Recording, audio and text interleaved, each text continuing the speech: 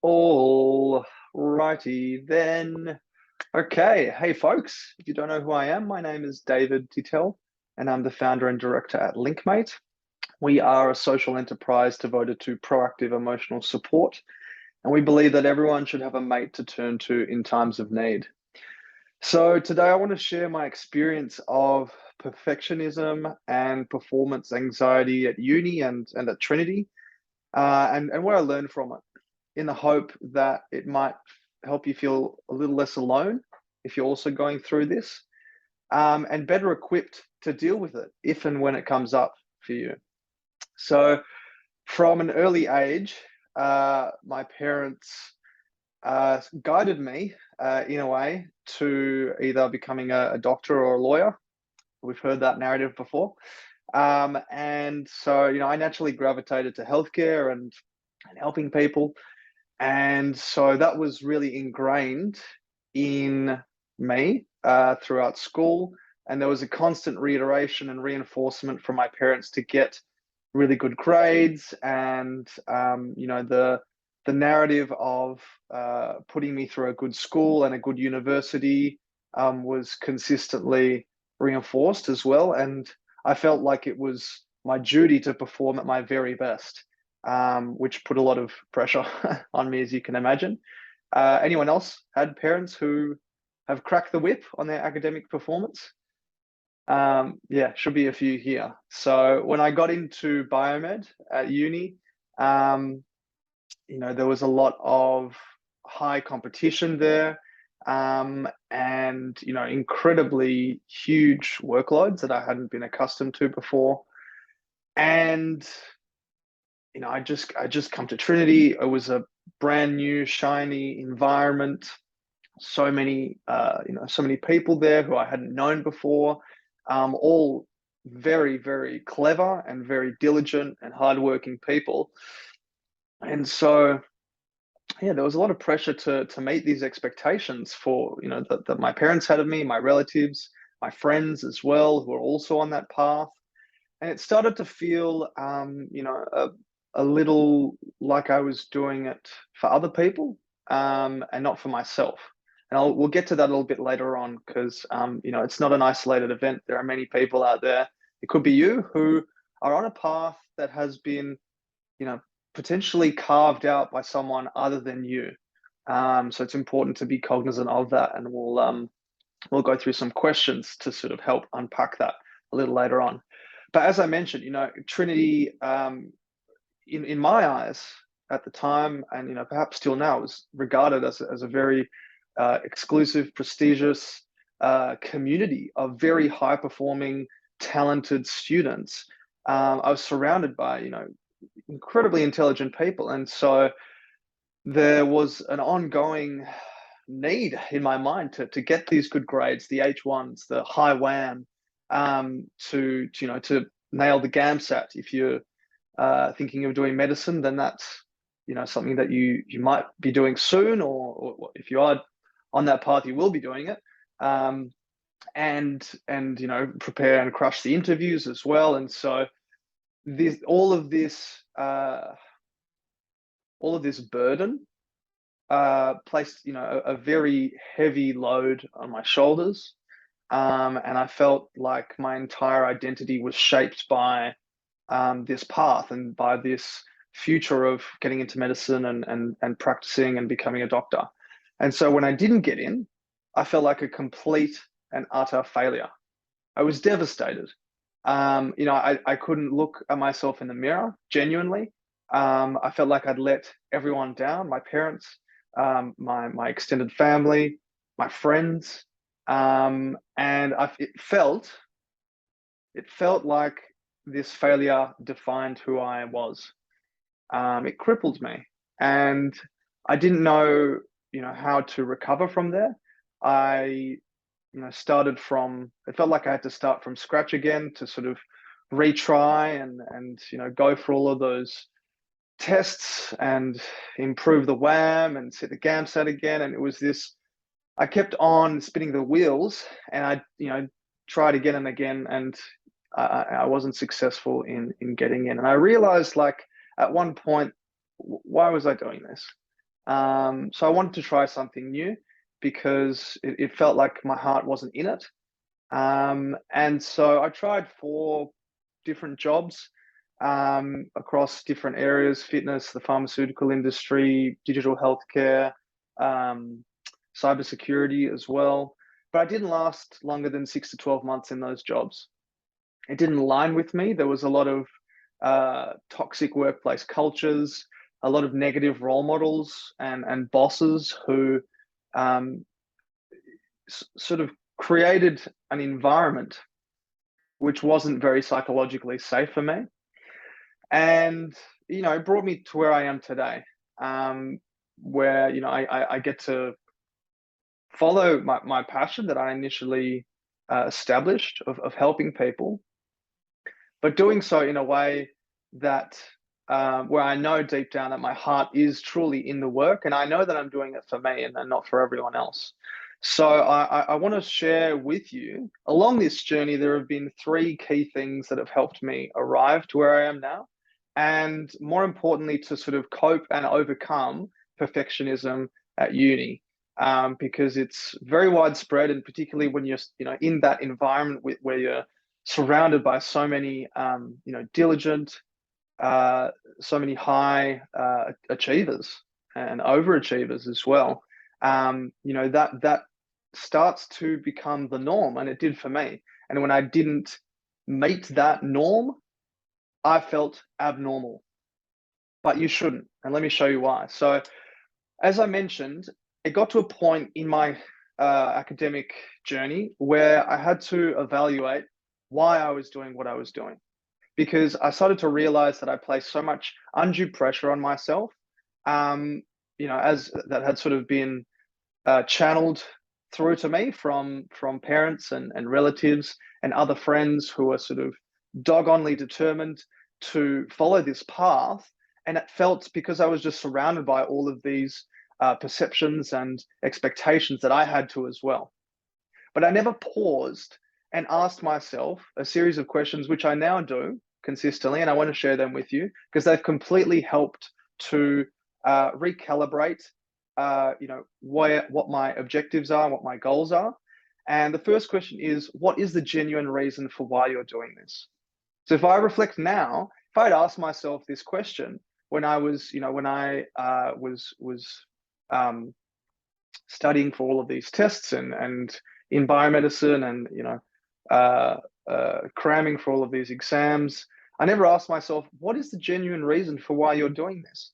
Because if I stopped myself and I reflected, I would have said, I'm doing it for my parents. I'm doing it to please them. I'm doing it to make them proud. But I should have been doing a degree, and I should have been pursuing things that would make me proud. So let me ask that question again. What is the genuine reason for why you're doing this? The second question is, what will performing well lead to? What will performing well lead to? And then that sort of has a two-part, second part to this question. So what will performing well lead to? And is that end result what you and only you truly want? Whatever you're studying right now, whatever hobbies, interests, goals, tasks, assignments that you're working on or working towards, ask yourself that question. What will performing well lead to? What will you accomplishing all that you set out to do lead to? What's the end result? What's the outcome? Now think about that outcome, that reality in the future that you want to create for yourself. Is that what you and only you truly want? Think about it. Third question is, does it align with your values? So only recently I sat down and took stock of what my values are. And it's important that everyone does this because it can really help you when you're met with very difficult decisions that you need to make. Having like a framework of 3, 4, 5 values that shape you and guide you are incredibly important. to helping you realize what you really want out of life. So these principles, these guiding values, are important to reflect upon in this specific context. You're at uni, you're studying. Is what you're studying aligning with your values? Your values could be compassion, honesty, love, success, achievement, excellence, family, friends. What are your values? Is what you're doing aligned with those values? So that's the first lesson that I want to share with you. The second one is reinterpreting your feelings. Reinterpreting your feelings is incredibly powerful, genuinely. So when I think about the feelings that I was experiencing in the lead up to these exams and assessments, I felt incredibly anxious. I felt so stressed. The perfectionism and the desire and the obsession with performance made me feel incredibly anxious. But in those moments, I labeled those feelings as anxiety, and I really started to create and generate and set up new thinking patterns of where everything could go wrong. Because anxiety, in effect, is stressing about a negative outcome in the future that hasn't materialized yet, hasn't happened yet. And you start to create all of these possibilities in your mind where everything can go wrong. And then your attention shifts to that, and you start to think about that, and you begin to manifest it effectively. So what has helped me since then is relabeling these potentially difficult feelings as excitement, enthusiasm, curiosity, because then you start to feed your mind with more positive and productive thoughts of how a successful outcome might unfold. So if I'm feeling, that same that same feeling of anxiety, or where it might manifest itself as stress in my shoulders, a clenched jaw, and maybe an unsettled stomach, I could then relabel that feeling as excitement. Like I've got butterflies in my stomach. I'm excited to see what I can do, what I can produce, what I can create, and how that can help me achieve my goal. And then you start, inviting all of these fulfilling and uplifting emotions and thoughts into your body, into your mind. And that is hugely, hugely powerful at helping you address these challenging feelings of perfectionism, and steering your attention on a goal that you have in mind for yourself, as opposed to perhaps being influenced by the goals that others have around you. But don't take it from me.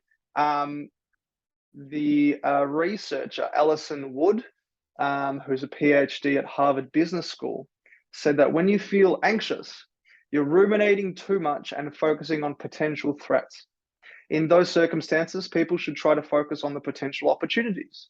It really does pay to be positive, and people should say they are excited.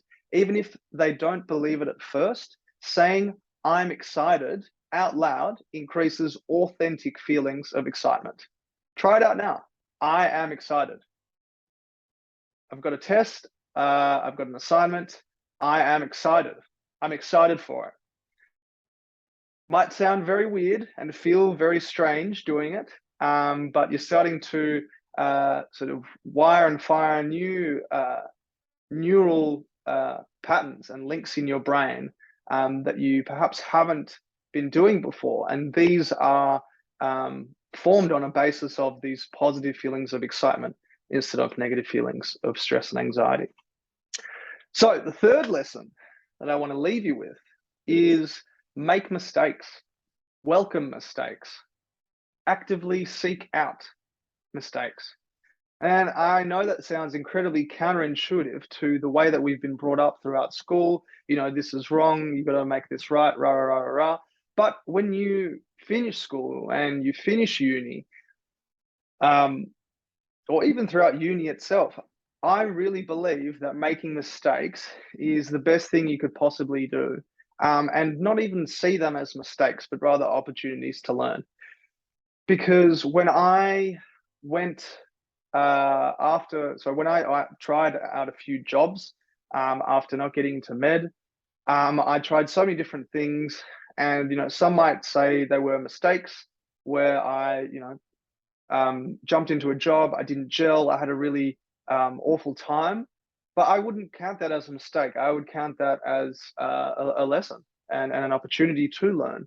So whatever you're doing right now, whatever you're focusing on, whatever you might have feelings of perfectionism around, I encourage you to try out multiple things until you find out what you truly want, because you won't realize what you truly want until you try multiple things, especially now when you're in such a privileged position and really exciting time in your life where you don't have to worry about a mortgage or kids or anything like that, and you have this glorious time in your life to try out so many different things and make all the mistakes that you want, because that's how you can then eliminate what isn't right for you and find out what does set your heart on fire in a good way, in a healthy way, and can really shape you on a path that will bring fulfillment and joy and love for yourself. And think about it. What's the worst that can happen? So you have, a difficult experience. That's a great learning. You build resilience, you build character, and you are exposed to experiences that those who perhaps are just insular and siloed in a specific career might not get to experience. So make mistakes straight up is the third and final lesson there. So I want to close by saying thank you first and foremost. You've clicked on the video, you've watched this far, and you've shared and invested your time with me. So I really appreciate that. That's your most precious asset.